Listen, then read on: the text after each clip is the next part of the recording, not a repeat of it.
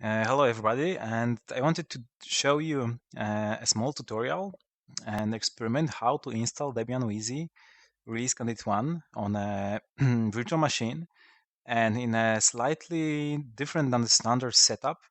So I would like personally to use Debian Wheezy on my computer, and I have two drives, and I would like to use these two drives to have a RAID1 configuration, so it's mirrored between two disks, and this should not be hard, right, by itself. And but to make it harder, I would like to have this disks and data on them encrypted. Like most of the data should be encrypted, and this is also not hard part, like using the Debian installer. So to make it even more complex and fun, I would like to use also LVM on top of that. Also use the ZFS for the part of the drive, and it should also be encrypted. And one more thing, it's like the drives should use GPT partitioning and be able, a system should be able to boot on a UEFI system, like the replacement of BIOS. So this is pretty complex, and actually I spent a lot of time researching that and trying various configuration, and I find like the way to do that in a mostly most reliable way. So first we'll actually do this in virtual machine, and of course we'll create a virtual machine for that with two hard drives. And let's create it here in virtual machine into this VMware player. It's free for no commercial use, and so we just name it Wheezy and write a 500 gigabytes drive. Customize hardware. Can we add? We try to add more hard drive, and no, we can't do that easily. So we just will set some presets here. Remove floppy disk, don't need that. Printer, sound card, and USB. Yes, and and finish. Then go to the settings again, add the hard drive, new virtual hard drive, 500 gigabytes to have the same size. And then we'll close this and actually exit the VM player, and we'll go to the virtual machines directory, which should now contain our virtual machine, and we'll edit the file containing the configuration. And at the end, we'll add some additional flags to use UEFI. So this is basically two lines you need to add to the VMX file to enable UEFI booting, and that's all actually. So once saved, we can close it and start virtual machine. The only missing thing is we need installer actually, right? It will not boot for us right now because the image is missing, right? So we'll go to the Debian installer webpage and we'll download the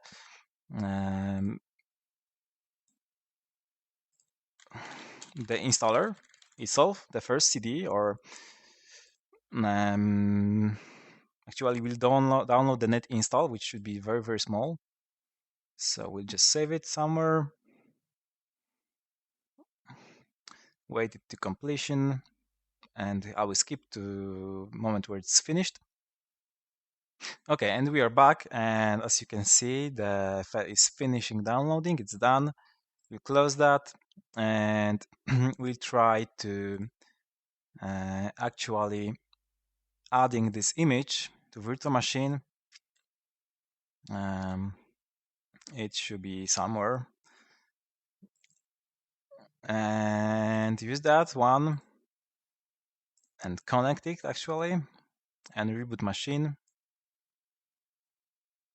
Yeah, there is a GRUB for our Debian installer. As you can see, it has is slightly different than the standard installer when you are booting on a BIOS. It's slightly different. So we'll go to advanced options and go to the expert installation.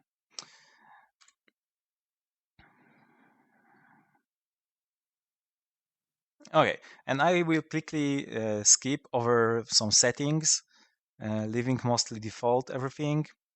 Of course, you should change it if you have like different language or different keyboard or time zone, but this is out of the scope of this tutorial.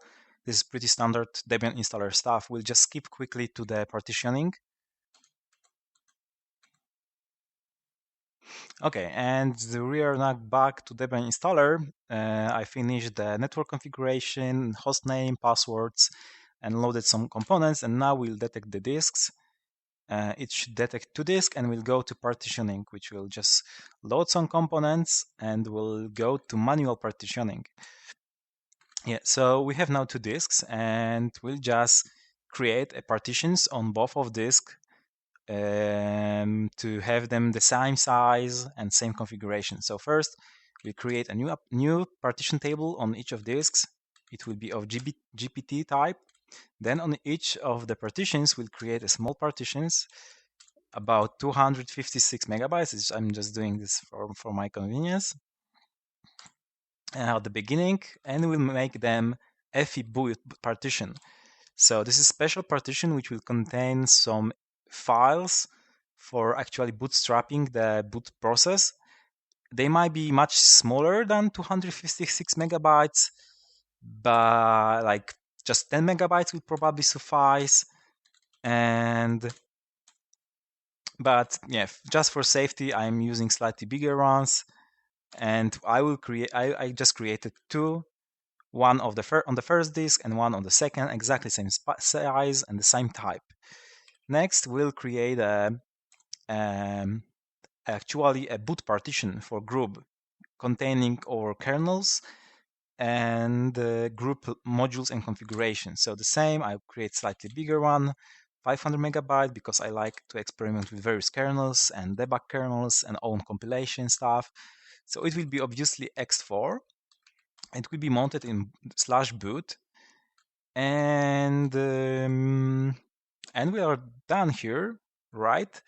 So we could do the same here, but it will not be mirrored. So actually we'll change that to be a mirror disk. So it will be physical volume for RAID, and we'll do the same on the other disk with 500 megabytes. And we'll configure the software RAID here. You might ask if the question whether this will work, like how the group can load data from RAID. Actually, it will work. Like if it's simple RAID configuration like RAID1, so mirror, the group can easily read the underlying data. So if we have like X4 on top of the RAID, and this is like RAID from the Linux, so using the device mapper or MD implementation, then it should easily read this data from the disk because it's not so complex. And if you would like to have slightly more complicated setup like LVM, I think it will not work. You need to have like less layers. And obviously it will not work if you have encryption because you need to read the software somewhere first. So we'll just configure the software rate on that. We have some safety questions. Of course, we want to continue and create a device in RAID1 with 2 devices, and using this 512 or 11 megabytes of data. They are slightly less right now because some data are used for metadata. And right now we'll see there's a new device in partitioning here, and it have 511 megabytes of usable space, and we'll use that for X4 with /boot, but we will not configure this right now because there's a slight bug in a partitioning here, and we'll need to remake this anyway. So I'll continue with the rest of partitions on a disk. So we'd like to use the remaining space for a system on which we'll have LVM, some swap partition, and some partition for root and var and USR and so on, and the rest of the disk will be used for ZFS. So I calculated like 64 gigabytes for that. For the system should be much more than enough. So we'll use that for RAID again on one partition, and on the second partition the same. Actually, for my calculation, it's like 40 gigabytes should be enough, but I just want to have some spare space to use by LVM so I can actually accommodate GRUB. And on top of that, we'll try encryption, right? So we can't really encrypt the GRUB partition with boot, with kernel and the GRUB itself, but we can encrypt the rest of the system. So we'll just go to software RAID again and create one more device, RAID device. Again, same setup, two devices, mirror one, using this SDA3 and SDP3 devices, and finish again. And now we'll have a second device having 64 gigabytes. We'll enter to that and use this for encryption. And you might ask why we want to have the encryption on top of the mirror and not otherwise, like encryption and then on top of that mirror. Because there are two answers to that. One reason is that you will have two encryption devices otherwise, so you need to enter password twice for it. Both devices will have the different keys. So actually, you will be encrypting the same data twice using different keys. So you actually using some security by showing potential attacker that the data can be this or this. Like, it's more information than just one encrypted device. Another reason is inefficiency of doing that. Like, because you actually need to encrypt data twice, you are losing some performance, especially when you are writing to that. So we'll be using mirror configuration. So when we are writing to this device, we need to write to the both of them and encrypt to the both of them using different keys. So you actually need to perform encryption twice using more CPU and more memory. So doing this way, like mirror first and one encryption on top of that, is actually better. So I will just change some settings here, and it's right now set up for Krypton. And on the rest of the disks, and like the rest of the disk having like almost 500 gigabytes left, I will also create a crypto devices spanning the rest of the disk. And I'm disabling the erase of data because it will take a lot of time and basically only doesn't really buy you much more security. If you're really paranoid, you should like make it erase all data which was previously. Even if you have empty disk completely from manufacturer, then you probably should make it erase data so you have only a noise on a device. So right now we'll go to configure encrypted volumes. So we have now actually 3 encrypted volumes, two very big ones on a mirror, and the third being on a RAID configuration. This one, MD1, is mirrored one, so it has 64 gigabytes. And I can select other ones, and I will select SDA4 and SDB4. Just selecting here like various devices doesn't really make them much more special. Like, I can just repeat this 3 times. So I think I should just finish. And now I will have some questions about passwords, actually passphrases, because actual keys will be derived from this password and the key stored on the hard drive. So I'll just enter a password here. It should be long enough, having enough characters. Otherwise, Debian installer will complain. And this is the other device, the very big one. I will enter actually the same password for my convenience. And the third one.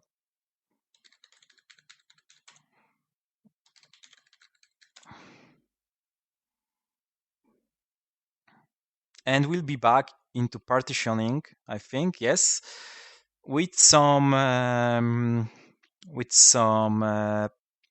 ext4 file systems. For some reason, Debian installer thinks that when we are creating crypto and encrypted volume, it automatically creates ext4 on that. On top of that, we don't really want that because we want to use this for LVM. So we'll change this to LVM and change that to actually not be used right now, at least, because these two partitions will be used for ZFS later. And you might ask why to create two partitions, why not to create a mirror and on top of that create one encryption, just like we did with this partition for LVM. The answer to that is that then ZFS will not really see actual devices and some features will not be working as designed for ZFS. But yes, of course, we'll need, unfortunately, to encrypt data twice, so we are losing some performance when writing.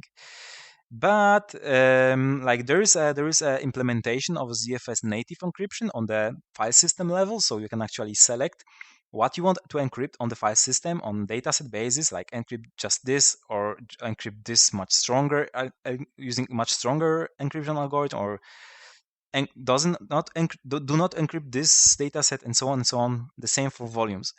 But unfortunately, this is not really yet available on Linux or actually FreeBSD or OpenSolaris, like the project Illumnus. So this is like probably the best option you have. There's advantages and disadvantages of both approaches in this case. So I'll just leave this in the two separate crypto devices. And yeah, we'll just jump to logical volume manager, which will use this MD1 crypt, and we'll name it Big Blue just for this experiment. Use this MD1 crypt having 64 gigabytes.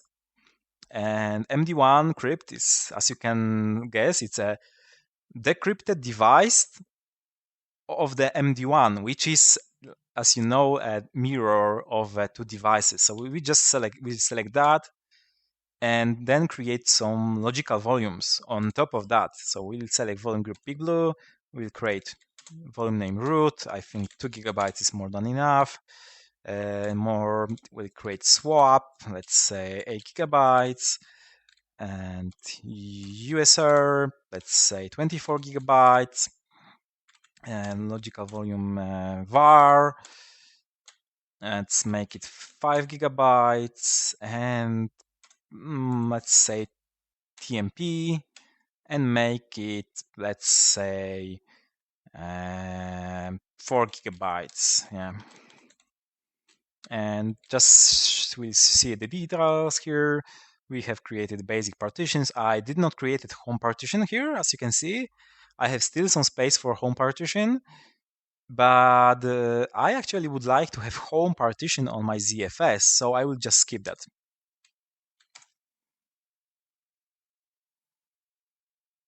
Okay, and we are back again to partitioning, and we need to just populate the new devices with proper file systems. So ext4 with root, and we can change some mount options if you want. And the swap partition the same, TMP, again ext4 everywhere. Oh, sorry, I forgot to set the mount point.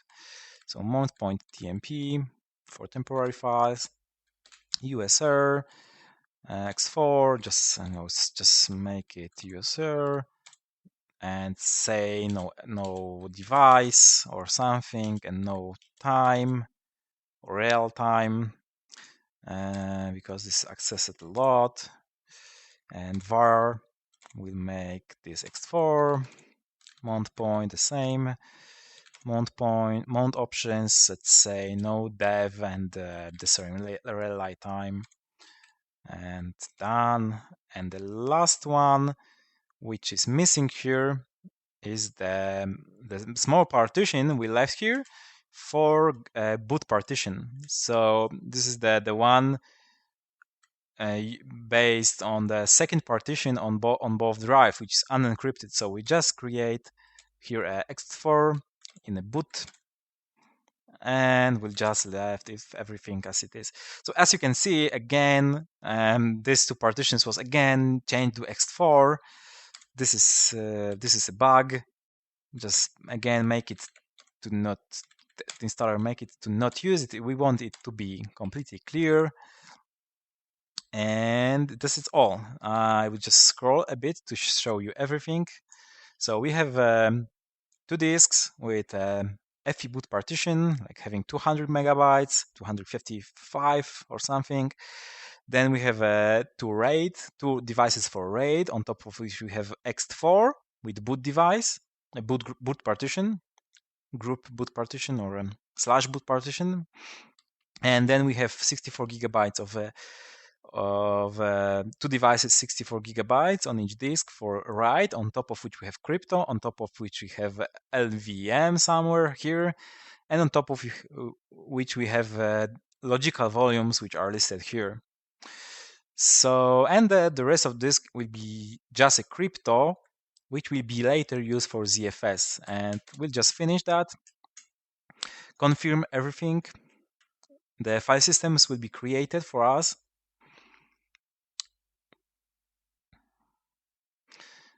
And there is one more catch here,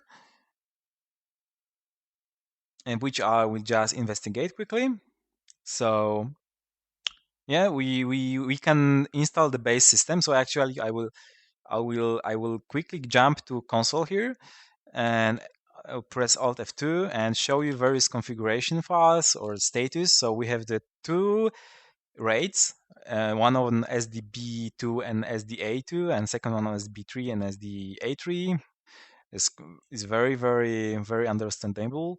So more what I can see, and we have volume managers here, and one more thing, we have a crypto devices here, ND1 crypt, SDA4 crypt, and SDB4 crypt. So we can see it, everything is mounted right now as intended. And as you can see, the SDA1 is mounted in target boot FE as a VFAT file system. So it's actually FAT32. And this is because the UEFI recommends using that, because it's actually mandatory to support the FAT32. So this is like the lowest common denominator, which is used by everybody. And this partition is only used for storing like the few files, and it should be read by UEFI firmware. And the files from there will be loaded to bootstrap the whole process. So the only missing thing here is, like, as you can see, the partition which is mounted at boot FE is right now SDA1. We also have the partition on SDB1, which should have exactly the same data. So actually would like to have the mirrored setup here also. So in case of one of your disk fails, you can still boot in case of like data problems. Of course, you might ignore this problem and just make sure your data, like on your LVM and ZFS, are mirrored. And in case of any problem, just load the system from CD and recover everything. But I think it might be useful to actually have the bootloader also functional on the second drive to make it slightly more easier to recover in case of the disaster. So we will continue with this problem later, just after booting to system. So we'll install the system. And when it will be finished, I will continue with you.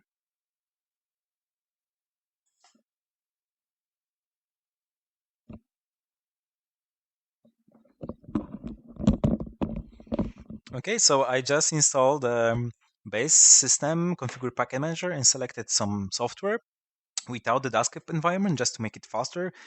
And now we'll need to install group manager, bootloader, I'm sorry.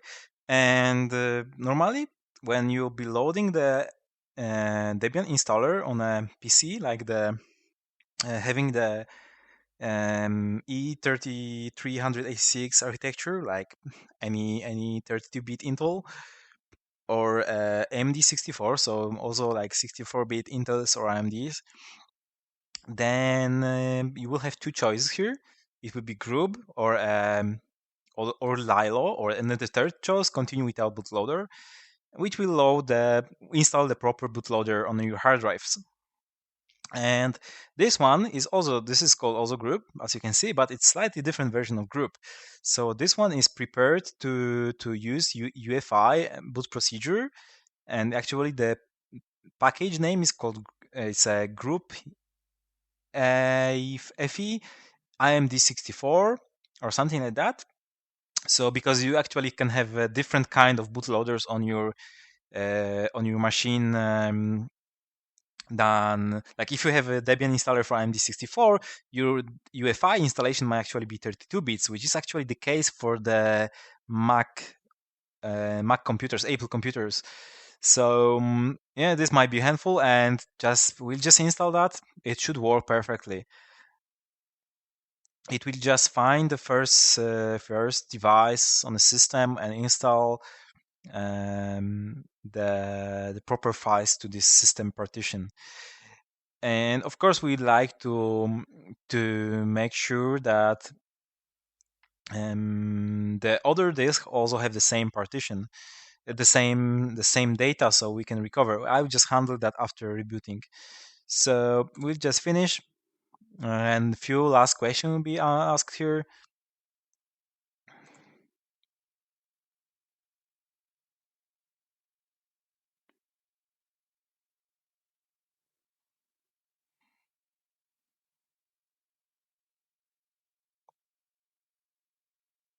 Okay, and now we are in a group. As you can see, this looks very old, because new group in a Debian actually is graphical one. So this one actually looks much older, but actually it's newer. It's just not configured properly. So we'll just go quickly over the configuration here. We can press E key to see the configuration. There is a few modules loaded, notably RAID module, MD RAID module, GPT module, and ext2 to read the ext4 file system. There is some magic to actually find automatically this partition for you and just load the kernel and the init.rd, initial run disk. And that's all. Actually, group perfectly handled the loading the kernel from the RAID configuration. So we just press F10 to continue. And kernels was loaded. Will be asked for a passphrase for a first MD crypt, which will contain LVM, and two more, which right now doesn't have anything, I think.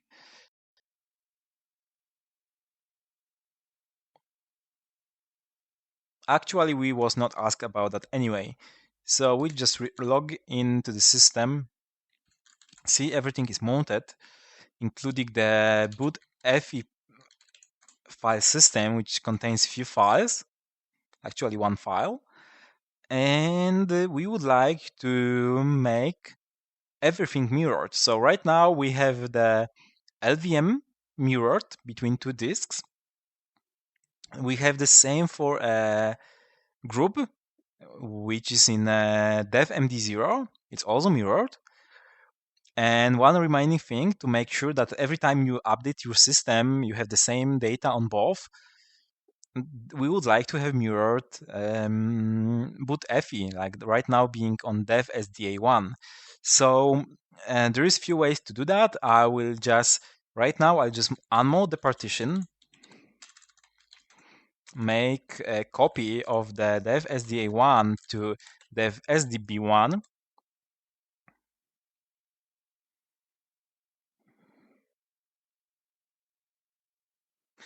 Make sure that the content is exactly the same.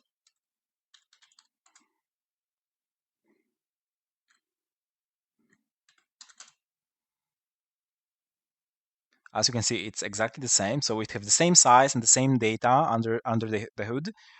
And we'll create a RAID. But we can't really create the normal kind of RAID on these partitions, because normal RAID in Linux contains some metadata on beginning and the end of the disk. And this will confuse the BIOS because it will not be FAT32 anymore. So we need to actually create a kind of legacy RAID which just takes two devices and make them work as a mirror. So it has some disadvantages, like it will not be automatically mounted for you. You will need to write some script to actually assemble the RAID every time you boot. It will not, like in case of the disruption or corruption on one of the disks, the resynchronization will travel across all disks. So it might be slow, but not in our case because it's just like 1200 megabytes. So it should be like 2-3 seconds and should not be a big deal. So to do that, you will use mdadmin command. It should be installed because we have RAID devices. Then we'll use build command, and we'll assume that both devices are clean, meaning they are synchronized, because as we checked, they are synced. Then we'll say we are asking for level 1, meaning RAID1 mirror, and number of devices will be 2, and we'll actually use these 2 devices and and we need also to name how to modify the RAID. So we have the MD1 and MD0 use one right now, so we'll use MD2 as it's free right now. And I screwed something.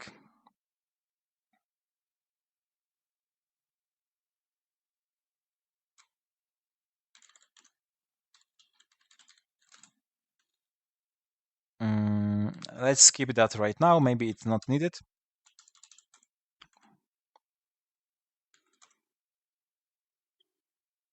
Um,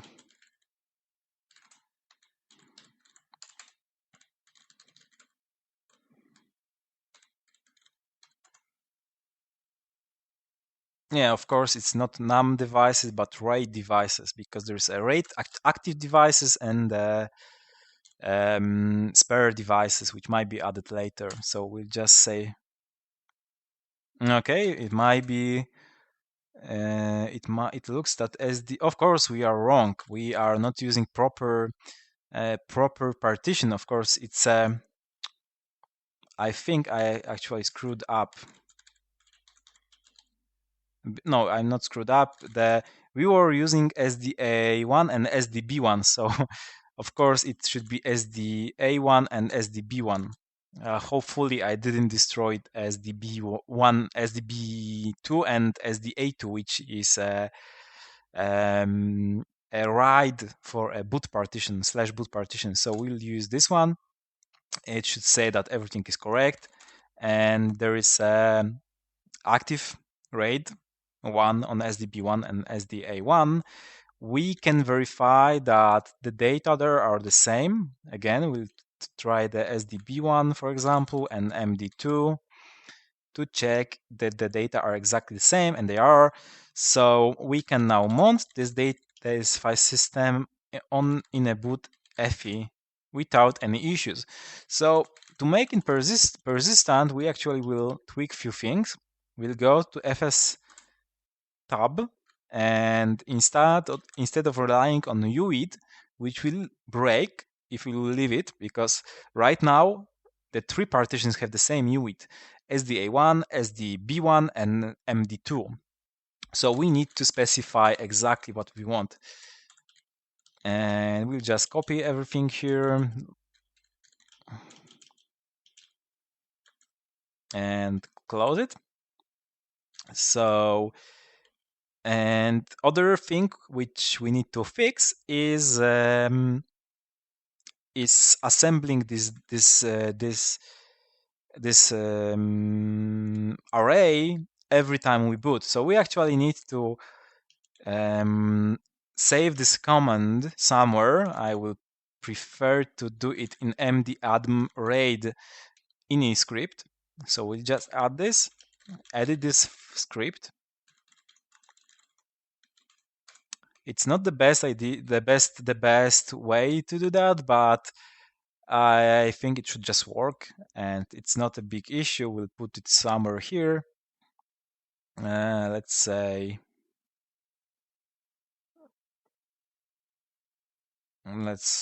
just add it somewhere here. Of course, you might make it slightly better,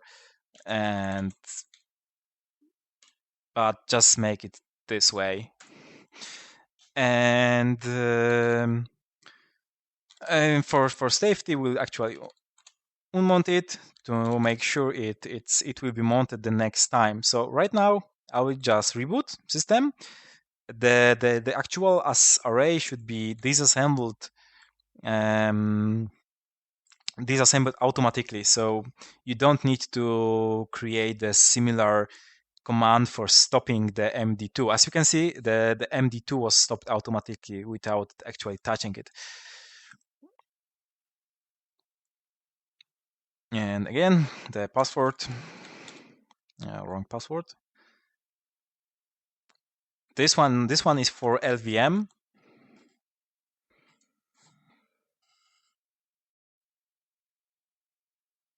And as you can see, the MD2 was built here. And I hope it's mounted. Yes, it's mounted and have the proper files. So every time we'll actually save some data here, the data will be saved to both of them, like at least on a clean shutdown. So it should be slightly safer to have the space for saving some UEFI thing. Of course, you should be careful if this partition is also touched by, for example, Windows or other files for systems. You should be very careful and make sure that you will not corrupt the data or resynchronize it manually. So, but if you are just using Debian without dual booting, it should be fine. And the remaining things is the ZFS configuration, which I postponed after this point, and we will try to do this right now. So, as you remember, we actually created the 2 crypto devices, and SDA4 and SDB4, which are right now, they are empty. And we will check if they are actually mounted somewhere. No, they are not mounted because we actually not using them for anything. So we need to make sure they are mounted and decrypted for using on ZFS. So to quickly find the proper values, I will use the I will just use quickly some magic here and save that values to a crypt tab, which I will edit. And there's one value here already and another one. Oh, this was wrong. I think I don't know how to fix that. No. So I'll just open it again. And SDA4, crypt, UID. Again, same here.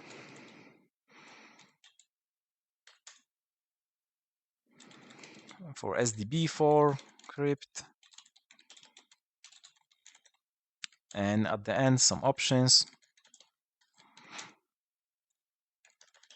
As you remember, actually, I actually use the same password for all the 3 devices.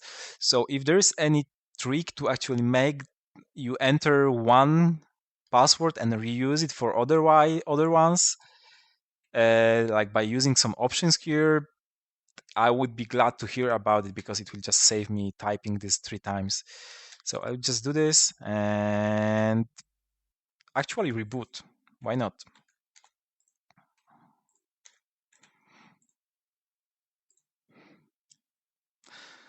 You could, if you skip the creation of the scripted devices on the installation time, you could create them manually using the crypt setup, and the command for that is crypt setup lux format, and then device you want to format, and later you can manually mount it like and decrypt using the crypt setup lux open device name and then the name of the unencrypted device, like the one we have here with prefix crypt. So right now we again need to enter the password to encrypt them. And right now they are just empty block devices. So we have lots of devices here, and the remaining stuff is ZFS.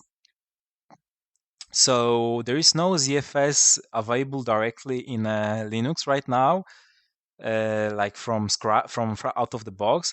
You could install ZFS Fuse, which is, I think, packaged in Debian, but which is quite old version. So I think you would be better by compiling this manually if you want to use a ZFS Fuse. But there is also a ZFS on Linux, which is native module for kernel, and which should make it perform much better in terms of speed and memory consumption and less copying between user space and kernel. So, but it's not available in kernel itself. You need to compile it manually. So I will just go to ZFS on Linux webpage and we'll quickly see how we can do that. And let's try that quickly. So the project is called ZFS on Linux, and there is a release including tarballs here, and we'll use actually Ubuntu dailies or stable. Let's try that one. And there should be instruction how to add the repository. We'll use the newest one and just copy the values from here. I don't know if I can copy it easily to the apt sources.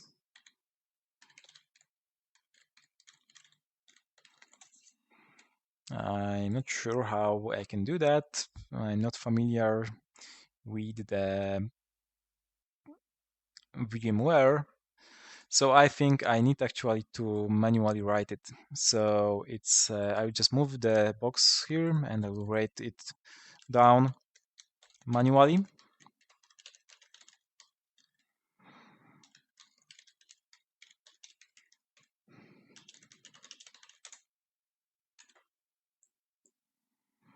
Yep, that's all, and that's it's needed. If you really want, you can also make sure that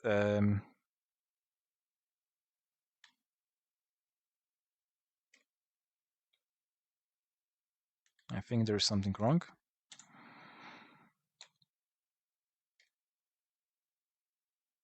I think I made a mistake here.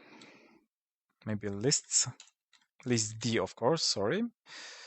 And yes, so we just need to perform apt-get update, which will complain about unsigned packages. Of course, if you really want to make this properly, you should add the keys. Let's try ZFS Linux. No, it's not ZFS. Maybe just ZFS. ZFS utils, I think. Yes, it will actually also install the compiler, some header files, and SPL, which is like Solaris porting layer, and ZFS DKMS, which have actual file system implementation. So we need to actually agree on unauthenticated packages. Like, to make it work properly, you should of course add the proper keys before continuing, but we are just doing that for experiment. So this is DKMS. So actually, right now when apt-get is trying to unpack and configure them, the DKMS stuff will try to actually compile the kernel. But as far as I know, it might fail. So you will need to try manually to compile it again. I will quickly show you how to do that. Okay, now we are back. As you can see, there was few errors. The SPL and ZFS module actually failed to compile. We can check that easily by checking lib modules and updates. I think there should be some modules. There is actually SPL module, as you can see, but there is no ZFS module. So if you will try to do anything with ZFS, it will fail. So we'll go to download the packages. It should be var, cache, apt, and archives, and reinstall the ZFS DKMS package. It will then try to build the kernel module again. So basically, there is a bug in dependencies here, and this is way to quickly fix that issue. And it's compiling right now. It might take a few minutes.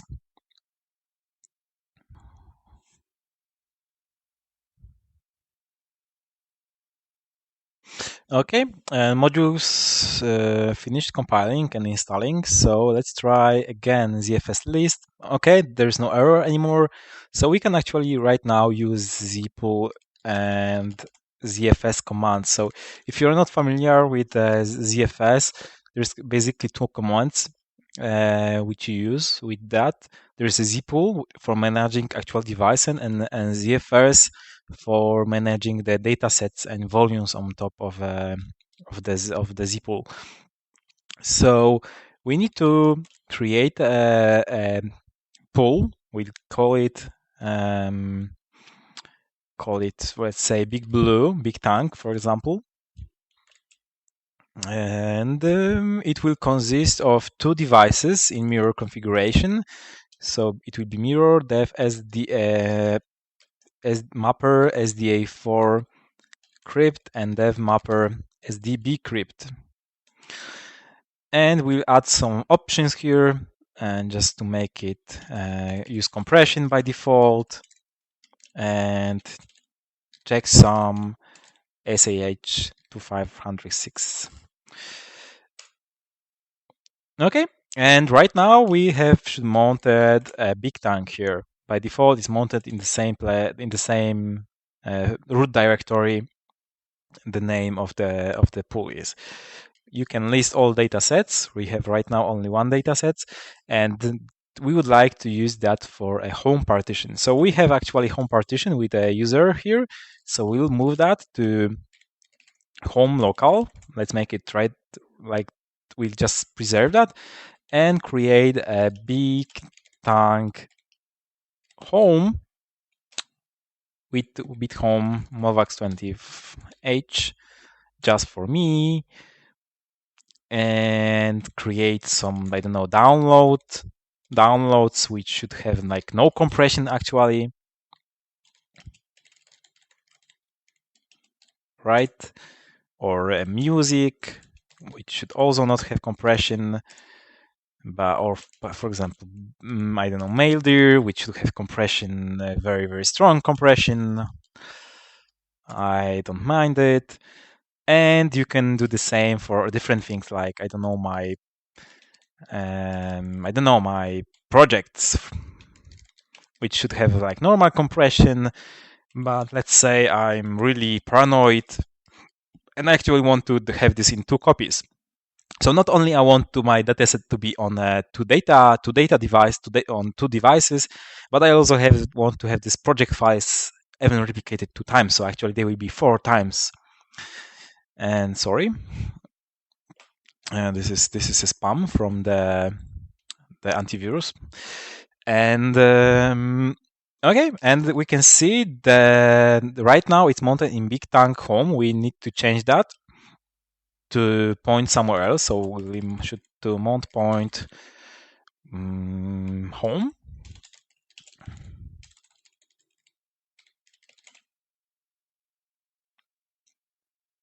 And it should remount everything there.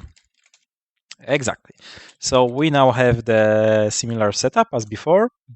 We need only to change permissions.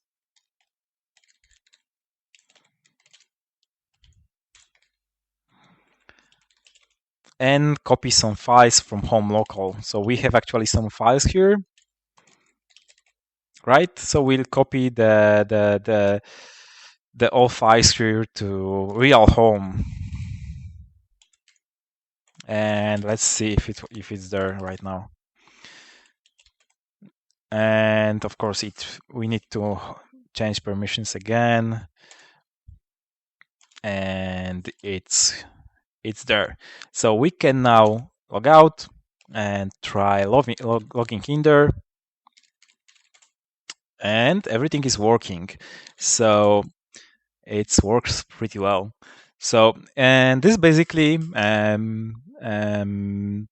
summarize all of this tutorial. So we have now ZFS on top of the 2 devices with encryption, and the rest of the system is using LVM on encrypted mirror, and we are using a UEFI method of booting.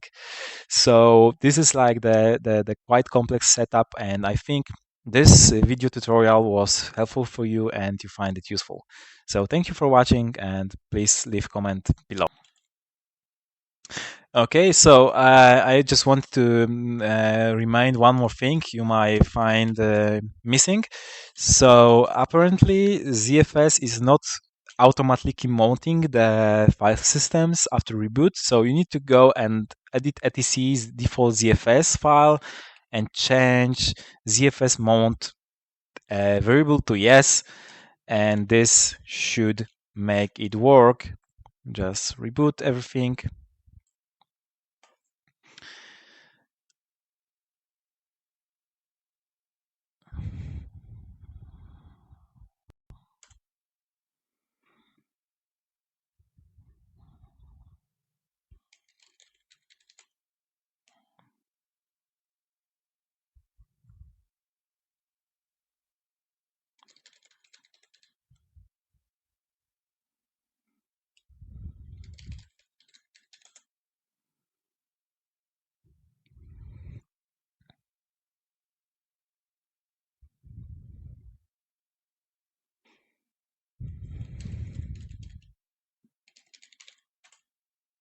Okay, so as you can see right now, everything is mounted and standard ZFS features are working. You have access to snapshots. You can use snapshots. You can easily create datasets, and basically all ZFS features should work, including compression, the duplication, and stuff like that. So yeah, that's all. Thank you for watching.